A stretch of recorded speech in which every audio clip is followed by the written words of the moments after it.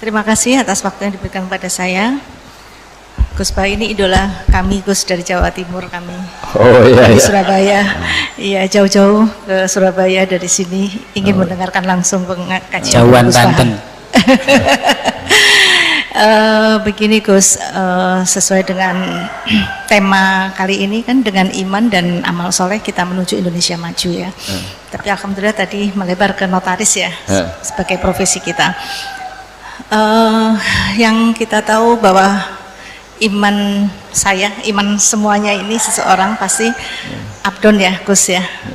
Nah, bagaimana kiat untuk menjaga iman ini agar bisa stabil, Gus Bah. Demikian dari saya. Terima kasih. Assalamualaikum warahmatullahi wabarakatuh. Wonten gurune kok murite. Oh enggak, Gus. Masalah iman itu banyak ulama yang berpendapat, termasuk mayoritas ahli sunnah wal jamaah. Ibu Isi ya? Kok bisa namanya gitu? Iskarima. Oh ya, bahasa Arab itu. Iya, nggak usah diteruskan nanti mati dulu. Itu kan hiduplah secara mulia atau mati secara syahid.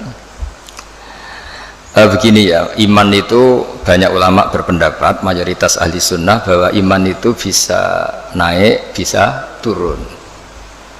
Tapi banyak ulama juga yang berpendapat tidak bisa naik, tidak bisa turun. Karena iman itu tasdek, tasdek itu membenarkan. Jadi misalnya gini, saya beri contoh ya. Ini misalnya, ini warna apa? Biru ya? Biru. Saya berkeyakinan pulpen ini biru. Ya sudah biru. Ketika saya tidak menggunakan pulpen ini secara baik, saya tetap berkeyakinan ini biru. Ada orang yang berkeyakinan ini biru dan memanfaatkan kebiruannya. Ada orang yang berkeyakinan air itu menyegarkan. Dan kemudian dia pas dahaga tidak minum. Keyakinannya benar, tapi dia bodoh karena sudah ngerti solusinya minum kok tidak mau. Tapi imannya masih benar. Kalau nah di sini banyak ahli sunnah wal jamaah. Orang percaya kalau Allah itu Tuhan, Muhammad adalah Rasulullah wa Habibullah. Tapi dia nyuwun sewu tidak sholat.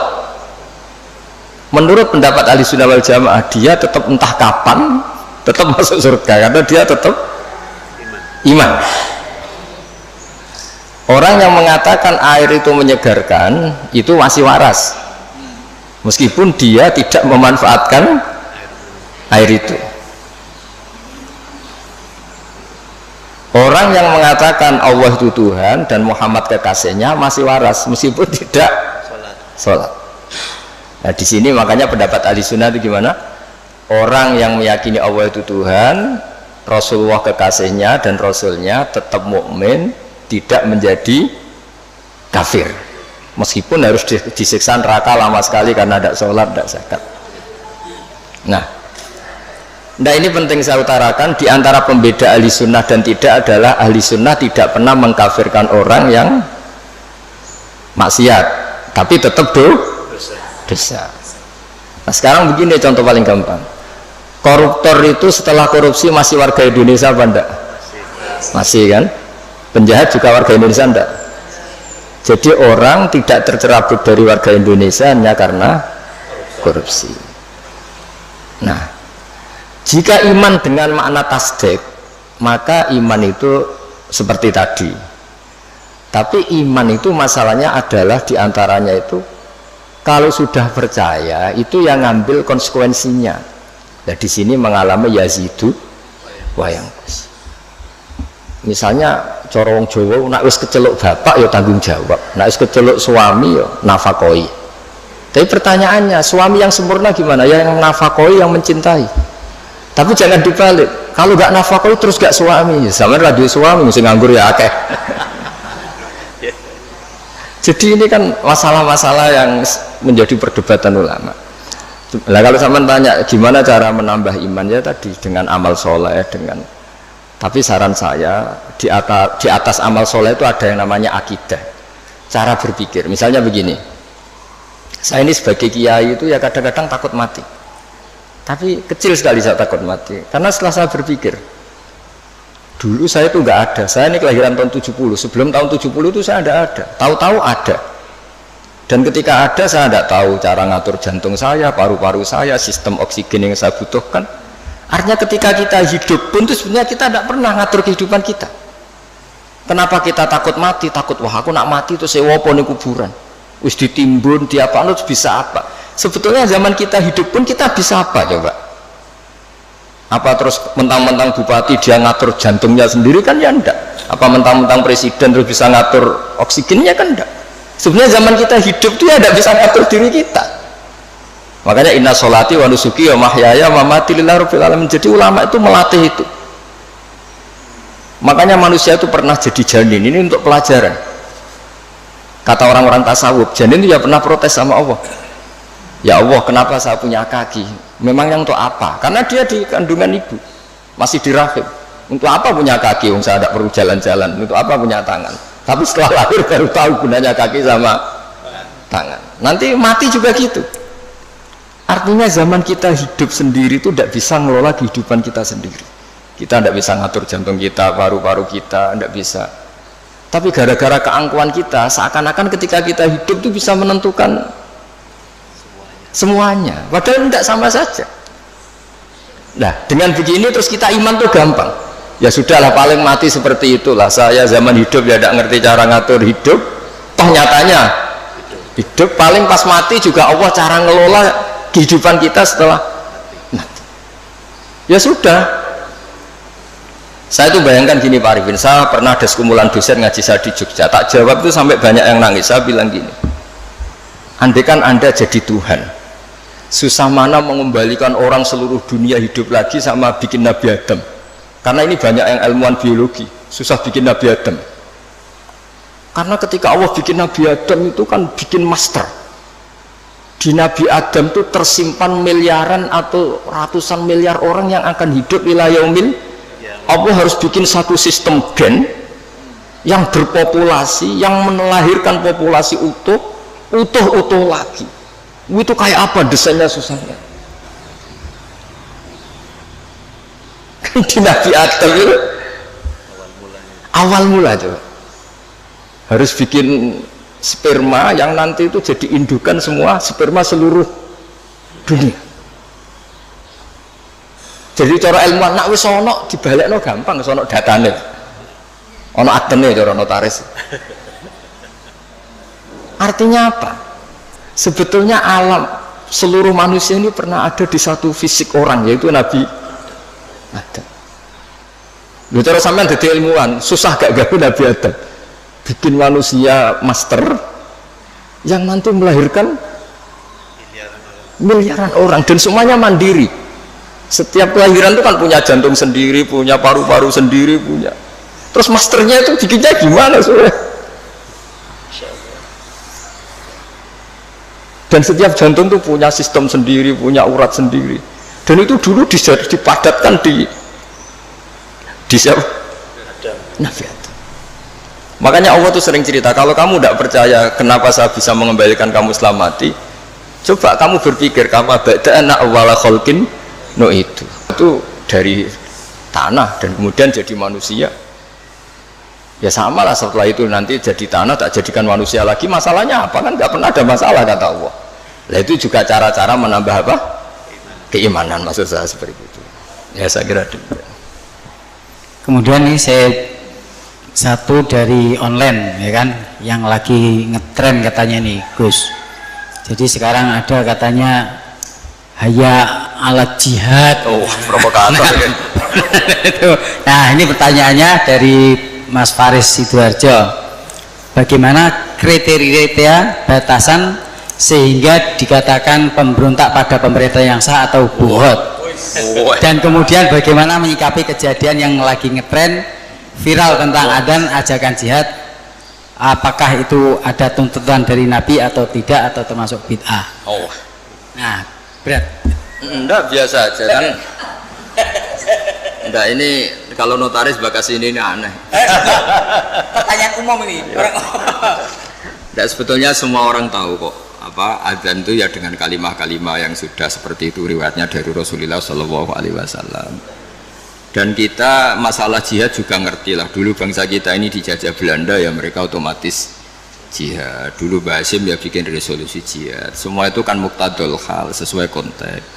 Ya, kalau dalam keadaan damai juga orang nggak suka jihad ya karena ya saya pernah baca di beberapa kitab kewajiban jihad itu penting. Andai kan dulu tidak diwajibkan jihad ketika kita dijajah Belanda sama Jepang, itu juga bingung. Andai kan Islam tidak punya ajaran apa? Jihad itu. Tapi ketika hukum itu berdasar muqtadul hal, maka hukum itu menjadi gugur ketika muqtadul hal itu tidak ada. Jadi tanggapi saja secara ilmiah. Jadi kita juga kebingungan loh, andai kan dulu nggak ada bab jihad di fikih itu ketika kita dijajah apa? Belanda. Coba ketika kita dijajah Belanda, dijajah Jepang, terus ajarannya mau kasih sayang tok. Monggo. Pek, monggo pendet mawon. Andai kan dulu nggak ada ajaran jihad kan ketika Belanda jajah di Tegal di mana? Nggih monggo pendet mawon. Kan ajarannya wong tua dhisik kan ngalah. Ikhlas. Tapi barokahnya ada apa? Ajaran apa? Jihad. Kita bisa melawan Belanda dan merasa jihad fisabilillah. Tapi di mana-mana jihad itu ya ada konteksnya. Nah, dulu kenapa Rasulullah tegas ya? Karena memang harus tegas. Rasulullah jelas benarnya, musuhnya jelas salahnya. Di zaman akhir itu tidak segampang itu. Jadi ini nggak usah jadi jawaban yang perlu dibentur-benturkan, biasa saja, normal saja. Saya dengan Mas Imam ini ya karena dia tamu tak hormati gitu. Jadi kalau mulai ganggu waktu saya tidak saya hormati lagi kan tidak ada. Jadi ya sudah normal saja. Makanya ini dilatih lah, ngadepi fenomena apa saja itu dihadapi secara normal saja karena agama ini menyediakan apa? Semuanya. Termasuk menurut saya kita harus berjuang supaya tradisi kita superior karena kita pejabat, kita tokoh, terus nganggap desa-desa terbelakang objek itu jangan. Kayak ya tadi, kayak kita anggap desa-desa terbelakang ini jadikan wisata karena udaranya masih segar, gini-gini. Oke, kalau itu awal dari kita kenal orang-orang desa nggak apa-apa. Tapi kalau awal menjadikan itu objek, wah enak beli tanah di sini murah itu, wah enak nikah di sini murah gitu. Paling dipakani sakmene wis gelem itu kan terus. Jadi intinya itu ya seperti itulah. Saya mohon semohon-mohonnya agama ini datang dengan nggak suka naman, nggak suka adu-adu. Jadi yang tukang adu-adu ya harus tobat, itu ancamannya berat. Termasuk adu-adu itu yang menyampaikan kalam ini, omongan ini untuk benturkan ini, untuk benturkan ini, sudahlah.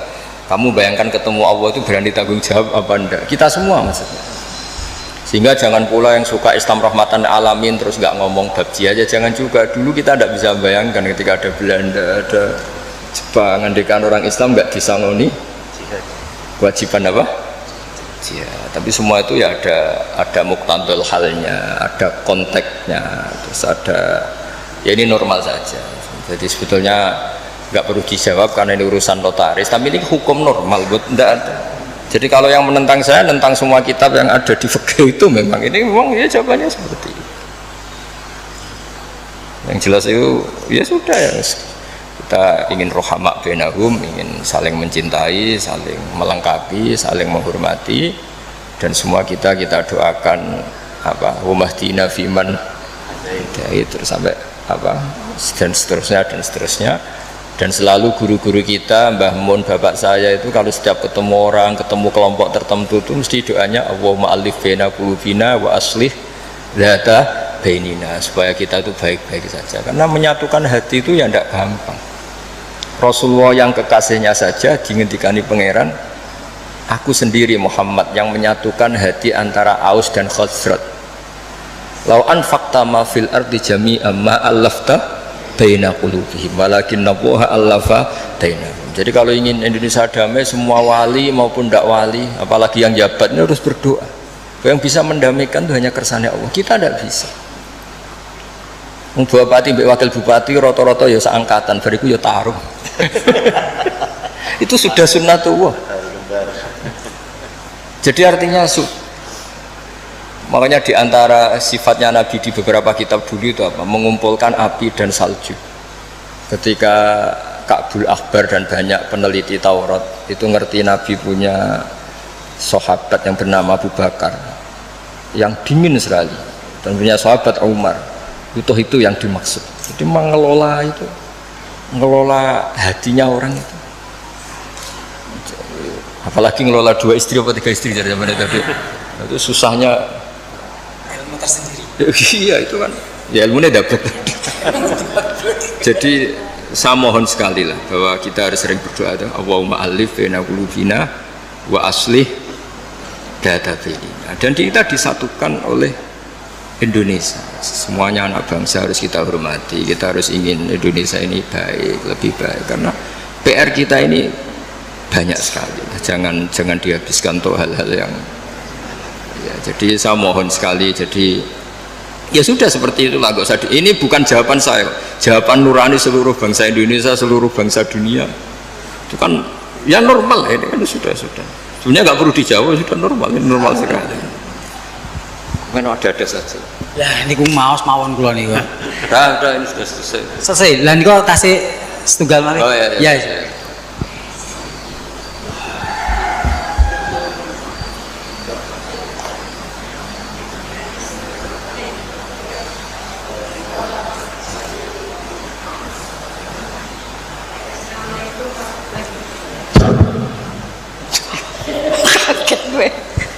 Baik, terima kasih. Assalamualaikum warahmatullahi wabarakatuh. Sebelumnya kenalkan terlebih dahulu saya Esti Apung, kebetulan juga saya sebagai koordinator tablik, bidang tablik di NMI, Notaris Muslim Indonesia. Dan memang sengaja kami kesini Ustadz karena ingin langsung berjumpa dan bertanya. Harusnya di Sukabumi, tapi kami sengaja dari Jakarta ke sini. Dari habis sholat subuh langsung ke sini. Keren. Ya. Kalau ini dekat kok. Jadi sampai sekarang belum makan Ustaz. Lapar. Jadi saya mau tanya tadi bahwa orang yang pertama mencatat adalah Nabi Idris. Ya, yang memanfaatkan. Ya, memanfaatkan. Kemudian juga pada saat tadi Gus bilang zaman Nabi pun setiap perkataan Nabi, setiap apapun dicatat. Mungkin ada sekretarisnya Ustaz ya. Dan kami sering menanyakan juga kepada ustaz-ustaz yang lain bahwa untuk notaris ini juga diatur di Al-Quran di surat Al-Baqarah ayat 282 kalau nggak salah. 282 Ustaz. Nah itu bagaimana kaitannya dengan peristiwa-peristiwa yang telah Allah berikan kepada Rasul-Rasul, dan sehingga pada saat terakhir, kitab terakhir disebutkan bahwa setiap ada perjanjian atau apapun yang dilakukan oleh manusia itu harus dicatat dan disaksikan oleh 2 orang saksi. 2 orang saksi itu kalau perempuan maka sama dengan 1 laki-laki sama dengan 2 orang perempuan. Jadi kalau misalnya saksi berarti 3, kalau 2 perempuan berarti plus 1 laki-laki. Sementara kalau di dalam kehidupan kita sekarang, karena berdasarkan undang-undang nasional, saksi itu mau laki mau perempuan sama, Gus. Nah, bagaimana menurut pandangan Gus di sini? Terima kasih. Assalamualaikum warahmatullahi wabarakatuh. Assalamualaikum warahmatullahi wabarakatuh. Namanya siapa ya? Balen niku dadi MC ora jelas. Jadi tadi pertanyaannya Gus intinya tentang masalah persaksian dalam suatu akad. Di situ kan mungkin idza tadayantum terus di situ bisa hadatain. Nah, dua orang saksi. Nah, undang-undang jabatan notaris itu mengatur bahwasanya ketika ada suatu transaksi itu cukup dengan 2 saksi, mau itu perempuan-perempuan maupun laki-laki 2. Nah, sementara tadi yang beliau ketahui di ngaji di pengajian, kalau seandainya saksi perempuan harus 2, kalau seandainya mewakili laki-laki. Begini ya santai mawon ya. Niki biasa nderek Mbah Mun, kemarin sudah ke saya provokasi. Santai mawon gini ya, ini termasuk di antara kesalahan kita kadang bandingkan hukum fikih Islam dengan tatanan modern. Sebetulnya masalahnya ndak harus ekstrim itu gitu. Karena sesuatu yang nggak perlu dibenturkan ya ndak usah dibenturkan, ya biasa aja, hanya biasa aja begini. Sebetulnya ayat itu kan ada terusannya, farojulu wa mro'atani mimman tardona minasyuhada. Ukurannya apa? Misalnya antadilla ihdahuma fatudzakkira ihdahumal ukhra. Jadi Abu Hanifah itu sangat longgar dalam bab usul fikih. Jadi yang diceritakan Quran itu tentu kondisi ideal versi yang paling baik, versi yang paling dapat ridha Allah. Tapi selalu saja, saya ulang lagi, selalu saja ada ruang di mana orang-orang ahli fikih bikin kaidah ma la yudraku kulluh la yutraku kulluh. Jangan kalau tidak bisa ideal terus sama sekali. Jadi kalau tidak bisa a'lal kamalat, jangan sampai tidak di adnal kamalat. Misalnya begini, kalau nuruti ideal, saksi itu harus adil. Adil itu orangnya nggak pernah dosa besar, nggak sering dosa kecil. Mana ada orang sekarang seperti itu? Terus saksi itu orangnya harus begini-begini. Nak nuruti istri juga gitu, kalau nuruti kriteria itu harus gitu. Nggak ketemu. Li jamali harus cantik, wamali harus punya uang, harus punya nasab, punya agama. Pasti yang seperti itu tidak mau sama kamu kan gitu. Jadi, nah lalu inti daripada kesaksian itu qat'un niza. Ada kepastian kalau sengketa ini menang ini, karena ini ada saksinya, yang lain tidak ada saksinya, atau yang satu saksinya kuat, yang satu tidak kuat. Itu saja sebetulnya kebutuhan dalam konflik itu qat'un niza. Soal syurohnya persis apa enggak, ya kita yakin yang digambarkan Quran itu kelas A, adnal a'lal kamal. Yang kita lakukan itu adnal kamal, karena mau tidak mau, saya ulang lagi, mau tidak mau. Dulu itu malah kalau nuruti persis, kalau sengketa itu disidangkan harus habis asar. Dulu orang masih normal, kalau habis asar itu kan mau surup, itu mau matahari tenggelam. Itu zaman orang era soleh, itu mau surup itu kayak apa kiamat. Terus perasaannya orang sampai cacilik kan mlebu omah, sapi pitik kan mlebu omah. Saiki ora ya, surup-surup malah nggo mlaku-mlaku tinggo ngabuburit. Nah, dulu enggak, bayangkan dulu itu enggak ada listrik. Enggak ada listrik, terus orang itu kayak histeris setiap mau ngadepi apa malam itu. Karena enggak ada. Sehingga supaya orang itu takut akhirat, takut kematian, kalau ada sidang penting disuruh habis asar. Ini kalau menurut cerita Quran. Makanya kan di Quran itu ketika ada dua orang itu bersaksi fayuqsimani billah la syaitan dari fayuq ba'da sholat itu disuruh apa? Habis sholat apa? Asar. Jadi dulu itu orang itu sampai seperti itu. Tapi sekarang eranya rubah, orang itu profesional, ada jam ngantor. Jam ngantor jam 9, jam 10 itu waktu orang paling lupa mati. Kan dulu itu izzadatu bainikum da hadar ahadakum muntau taraka khairan alwasatu dan akrabun terus sak terus itu jadi dicari waktu paling orang itu gampang ingat akhirat, kemudian dia ada bohong mergo surup-surup. Makanya kalau orang dulu sudah umur sak Pak Arifin waktune wis asar, maksudnya wis meh gitu. Dan dulu itu ngefek betul sampai Nabi ngendikan jangan sholat habis asar, karena habis asar itu setan sedang mengangkangi di sisi ini. Itu makanya dulu terus dipakai kesaksian supaya orang itu takut.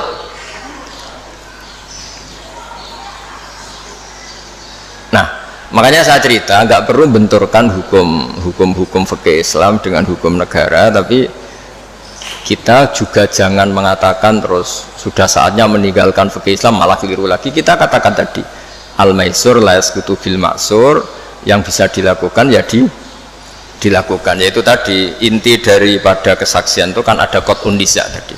Kalau ada percekcokan ya kita tentu mihak yang punya saksi daripada yang tidak punya saksi, yang saksinya adil daripada yang saksinya fasik, yang saksinya banyak daripada yang saksinya sedikit. Ya sudah, itu yang apa ya, maksimal yang bisa kita ketahui. Bisa saja indah Allah sebetulnya salah, kebetulan ini saksinya adil, ternyata adil pesanan, sudah didesain sedemikian, diset sedemikian rupa, dikondisikan terus. Ya kita tidak pernah tahu, makanya saudara Rasul ketika kamu berdebat di depan saya, jangan-jangan di antara kalian cara berargumentasi lebih meyakinkan, kemudian saya menangkan. Sebenarnya ketika saya menangkan dan kamu salah, sebetulnya kamu tak kasih neraka gitu. Dan Nabi ngendikanya dengan penuh, ya Nabi punya karisma, sehingga dulu tuh wong ape bodoh niku sorak sido saking wibawanya Nabi. Nah, sekarang nyari kodi yang wibawa kayak Nabi kan tidak mungkin. Malah kodine wedi pesakitan yang mergo orderan misalnya kan ribet. Tapi jangan pula katakan gak usah ada kodi ada adil, malah gak karu-karuan dunia ini. Ya tadi kaidahnya Mbah Mun, semua ulama itu malah yudraku kulluh la yudraku kulluh. Saya sering disewani santri atau masyarakat, Gus kula badhe pegatan, bojoku ucur wewet judes ngene-ngene. Terus ketika tak bedheki gini rata-rata sudah pegatan. Enak endi keceluk di bojo ambek keceluk duduk isen di kira-kira isen duduk wis gitu. Wong lanang ngrati bojo iki ribet. Yo wis ora usah pegat. Paling gak ngamanno kowe status keceluk wong lanang di bojo gagah. Senajan nek ning omah diamuki ya ora usah mulai pada kono turu mulai. Jadi tadi apa malayudroku kulluh la yudroku kulluh. Jadi kesaksian itu kan gunanya itu tadi, kalau ada sengketa hakim ini gampang mihak mana kan. Ya sudah, kalau notaris itu nganggep perempuan ini cukup dalam kesaksian, ya sudah itu katakan hukum notaris. Tapi apa itu menghilangkan hukum Islam apa? Nggak usah gitu, itu nanti memicu. Senengannya kok memicu gitu. Ya kira-kira gitu ya.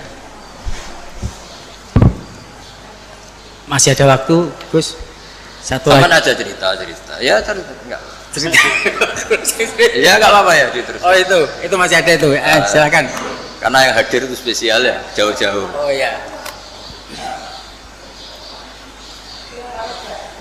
Ya, kayak pemimpin itu harus hadir, karena nuruti gitu. Enggak ada yang enggak pakai uang, enggak jadi juga. Terima kasih.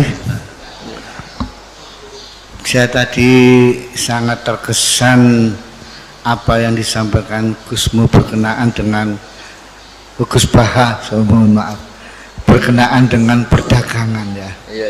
Artinya orang kota ini tidak boleh berusaha dengan orang desa kan gitu ya. Dengan catatan ada kekhawatiran orang kota yang punya ilmu dan sebagainya ini merugikan orang-orang desa ya. Terus terang aja kami juga dari kuliah-kuliah dulu tentang perdagangan menurut syariat ini kami baru tahu ini Ustaz. Luar biasa menurut kami ya dengan apa yang saya sampaikan tadi ini ya. Dan fenomena di masyarakat ini real memang ya, kita tidak bisa menutup mata ya bahwasanya perdagangan orang desa dengan orang kota ya ini akan ada yang dirugikan, yaitu orang-orang desa, kecuali orang kota tadi ini betul-betul memegang syariat ya. Yang ingin kami tanyakan Ustadz ya, bagaimana kita ini bisa berdagang ini menurut syariat kan ya, karena menurut syariat ini, karena hari-hari ini kita berdagang ya, termasuk tidak boleh dusta terus mungkin di dalam perdagangan itu kalau ada orang kecewa atau tidak jadi beli itu dikembalikan dengan ikhlas, langsung malaikat berdoa, ya Allah hindarkan orang ini dari kebangkrutan orang yang jual tadi ini. Sehingga kami mohon petunjuk bagaimana kiat-kiat kita seorang muslim ini bisa aman di dalam syariat untuk melakukan perdagangan. Matur nuwun Ustaz. Pakai itu aja kalau. Iya. Asmane siapa? Asmane Mas Abdul Razak. Gini Mas Abdul Razak ya, Bapak Abdul Razak. Jadi seperti yang saya ceritakan tadi, sebenarnya Nabi itu kan sangat mencintai semuanya, dan agama ini ad-dinu an-nasihah. Awal orang desa ngerti kota ya barokahnya orang-orang kota itu. Tapi ya diharapkan oleh Nabi perjumpaannya itu bukan perjumpaan kepingin ngakali, tapi memang ingin menambah atau transfer ilmu lah gitu. Kalau niatnya gitu bagus, karena ad-dinu an-nasihah, agama ini nasihah, maksudnya nasihat itu berkomitmen baik kepada orang desa atau pada orang apa lain. Coba sekarang kok udah timpang gimana ya? Di kampung itu ada hukum sosial yang bagus, misalnya buruh itu ya buruh, mengumpulkan uang dari kota maupun dari buruh ke orang lain supaya kuat beli tanah tetangganya yang harganya paling 20 juta 15 juta dan menangkan kasta hidupnya. Tahu-tahu orang-orang kota mentang-mentang punya uang 1 miliar 2 miliar, tanah di kampung itu sudah diborong, padahal miliknya orang Gunung Kidul, diborong orang, nggak diapa-apain. Nah ini buruh-buruh kampung situ yang ingin beli hanya corong Jawa nempel, hanya ngambil kaplingan saja tidak mampu, karena setelah dimiliki orang kota nggak akan terjual lagi selain harganya apa? Nah, jadi itu dulu kalau zaman Sayyidina Umar ada orang beli tanah luas kok nggak digunakan, itu disita oleh negara, harus dipaksa digunakan atau dipinjamkan atau apalah, yang penting tetap apa? Manfaat. Jadi kalau sampean tanya gimana supaya perdagangan itu jalan, ya tadi yang terpelajar ini kalau ngajak wong desa ya niati ya tadi ya, transfer ilmu, transfer peradaban, bukan malah ngakali tadi. Sampean cari di hadis Sahih Muslim itu ada itu bab itu jelas ada nah Rasulullah antalak birruban. Ada teks bagian bentuknya ngendikan la yabi hadirun libadin. Layak jangan sampai orang yang terpelajar ini transaksi sama orang apa bedui, tapi dalam konteks yang niatnya ada baik. Tapi kalau niatnya baik di mana-mana, kalau yang dilarang ya tentu yang tidak baik. Tapi kalau niatnya transfer ilmu kayak tadi wisata ke orang pedalaman, tapi niatnya awal dari pembelajaran ya benar, niatnya gue tontonan tok. Malah ketika mereka terpelajar, wah di sini kena api, ono manusia pohon sekarang sudah ada indah. Itu kan kurang aja betul, sama-sama anak bangsa sih tok penonton, yang satu jadi objek, itu kan ngawur betul itu. Ya kira-kira seperti itu. Yang penting tadi ad-dinu an-nasihah, agama ini adalah apa? Nasihat. Nasihat itu berkomitmen kalau hubungan dengan orang lain niatnya supaya orang lain itu lebih apa? Baik, tidak menjadi korban. Ya sekian demikian Mas Rusak. Saya satu Pak tambahan. Oh iya. Satu ya. Iya nggak apa-apa. Terima kasih waktu yang disampaikan kepada saya. Saya melihat judul ini Ustadz dengan iman dan amal soleh menuju Indonesia. Sebenarnya judul ini mantap ya. Bobotnya iman dan amal soleh, sehingga kalau kita lihat di dalam ajaran agama kita ya, judul iman dan soleh itu dikategorikan oleh Allah sebagai sebaik-baik makhluk ya. Dan mereka dalam hidup dan kehidupannya nanti tidak akan rugi ya. Lantas gimana Pak? Sekarang banyak kaitannya dengan kita selaku notaris ini dan dikaitkan dengan masyarakat luas. Kondisi Indonesia banyak yang mengatakan sudah dasarnya iman dan soleh, semuanya umat Islam melaksanakan dan melakukan berjuang untuk iman dan soleh, tapi dalam kehidupan sehari-hari masih demikian kondisinya ya. Ini gimana ya Pak penjelasan dan supaya ini tepat sasaran ini? Begini ya, jadi perasaan saya juga perasaan semua orang seluruh dunia mungkin. Jika orang itu digerakkan oleh roja itu harapan kepada Allah, maka kita ini akan baik-baik saja. Dulu kita ditunggui Rasulullah SAW, itu tentu kita dalam kondisi terbaik, sebagaimana hadis khairul qurun qarni, sebaik-baiknya generasi tentu yang saya tunggui kata Nabi. Dan kemudian ada merosot, dan ini normal. Masa ditunggoni Nabi pada ditunggoni Pak Imam kan ora mungkin gitu. Masa ditunggoni Wali Songo pada karo tunggoni Pak Arifin kan ora mungkin. Makanya andekan ini merosot ya saya seneng saja. Masa tunggoni Nabi be ora padha wae kan. Tapi kita harus berpikir optimis begini. Nabi itu memang figur yang luar biasa. Kadang-kadang ngendikan ma min yaumin illa ba'dahu syarrun minhu. Tidak ada hari kecuali trennya lebih buruk, lebih buruk. Tapi jangan kira Nabi hanya ngendikan begitu. Nabi juga sering muji kita. Tuba liman amana bi walam yaroni. Cek bejane orang yang sebetulnya tidak menyaksikan saya langsung, tapi berusaha meniru saya. Ini kan luar biasa. Kita nggak dididik Nabi, nggak dididik sahabat, nggak dididik wali songo, mau dididik ustad. Kadang dididik modin, wis gelem sholat, yo madhep ngulon, yo patang rokaat nak duhur, itu sudah luar biasa. Jadi bahkan sebagian riwayat itu Nabi ngendikan sab amarat ketika ngendikan tuba liman amana bi walam yaroni. Hebat betul orang yang iman kepada saya, sebetulnya dia tidak melihat saya. Bahkan Nabi pernah cerita, ini supaya sampean optimis. Asmane siapa? Pak siapa? Mukhtar ya? Ya Pak Mukhtar. Nabi itu pernah cerita begini Pak Arifin, siapa orang terbaik dari kalian yang paling iman? Terus kata sahabat, ya kita. Cara Jawa gini, bangkune kowe ra apik, wong roh aku tak didik aku. Ya roh ajarlah kamu baik, tak didik saya langsung. Ya malaikat yang di aras, kata Allah, wahai malaikatku, wajar dong kamu iman sama saya, wong kamu penjaga aras, tahu surga, tahu neraka. Akhirnya yang dipuji oleh Allah, oleh Rasulullah siapa? Orang yang surga ya tidak tahu percaya surga, neraka tidak tahu ya percaya neraka, apa saja percaya padahal tidak tahu. Ya kita ini. Jadi nanti kalau kita ketemu malaikat-malaikat penjaga neraka atau penjaga surga itu ya punya sisi yang kita keren. Malaikat kamu percaya ada neraka? Ya tahulah, usaha penjaganya. Saya dulu gak tahu saja percaya. Saking imannya pada Rasulullah Muhammad SAW. Artinya kita juga punya sisi top. Wong ora roh kok iman, itu kan luar biasa. Jadi ini supaya optimis ya. Jadi dulu Indonesia terkenal Buddha, Hindu, dan kita dulu minoritas. Lama-lama sekarang mayoritas, bukan sekedar mayoritas, bahkan memimpin. Rata-rata presiden, pejabat ya muslim. Ya trennya tetap naik lah. Kecil saya itu orang yang jilbaban hanya keluarga kiai, sekarang satu kampung hampir jilbaban semua. Ya kita berpikir optimis lah, jangan yang pesimis. Jadi kalau trennya ya enggak coba. Dulu rata-rata pejabat kayaknya rapati sholat.